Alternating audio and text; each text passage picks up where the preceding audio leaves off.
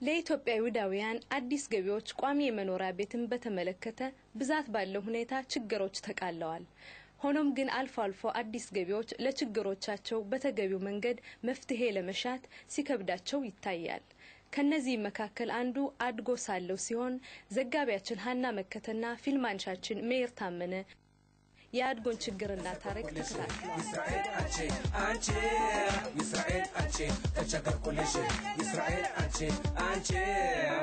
አሚዳር የሚሉት አድጎ ለኛ ያልከፈለው የቤት ኪራይ ዕዳ አለበት ነው።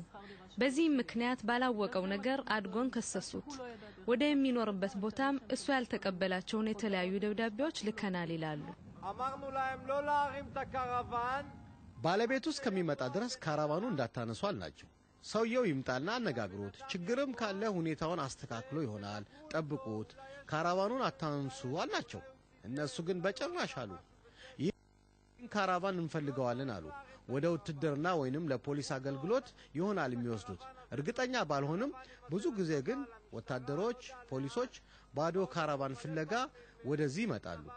ስሚ፣ እነሱ ብዙ ጊዜ ቤቱም አይገኝ በስራ ጊዜውን በሚያሳልፍ ምስኪን ሰው አገኙና ካራቫኑን ወሰዱበት። ጓደኞቹም ካራቫንን ሊወሰድ ስለሆነ ቶሎ ብለህና ብለው ደውለውለት ነበር። እባካችሁ ጠብቁ አልናቸው። እየደወልነት ስለሆነ ጠብቁት አልናቸው። ካራቫኑን አታንሱ አልናቸው። ግን ማን ያዳምጥሻል? ከውሻ ጋር መነጋገር ይሻላል። በለለህበት ሰዓት ሳይነገር ቅድሚያ ማስጠንቀቂያ ሳይሰጥህ ካራቫን ተወስዶ ስታገኘው የተሰማ ስሜት ምንድነው? እናቴ በ10 ቀን 6ኛ ወር 2005 ዓመተ ምህረት ሙታ ከሷ መቃብር ሂጄ ጠይቄ ስመጣ ነው ዋዛ ብዙ አልቅሻለሁኝ። ስመጣ ቤቱን ሳጣው ምን ያህል እንደተሰማኝ እኔ እውነቴን ልንገራችሁ። በዛውን ሰዓት በመኪና ውስጥ መግባት ፈለኩኝ። ታነቄ መሞት ፈለኩኝ።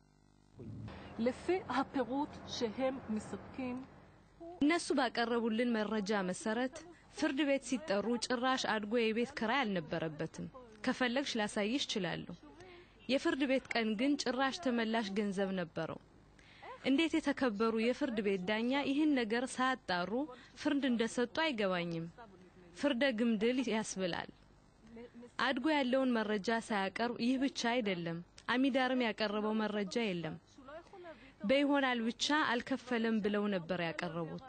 ነገሮች ግን ከዛ በኋላ ሲጣሩ የፍርዱ ቀን እንኳን ዕዳ ሊኖርበት ተመላሽ ገንዘብ ነበረው። ይሄንን ምንፈታው በገንዘብ አይደለም፣ በንግግር አይደለም። ሀበረ ክነሴቱ ደጃፍ ወርም ይሁን ዝም ብለን መውደቅ አለብን። ሽማግሌ የለም፣ ወጣት የለም፣ ጫቅላ የለም። ትምርቱን ዘግቶ መንግስት አንድ መፍትሄ ያውጣልን። ያለም መንግስት ይጀነ እንውጣ።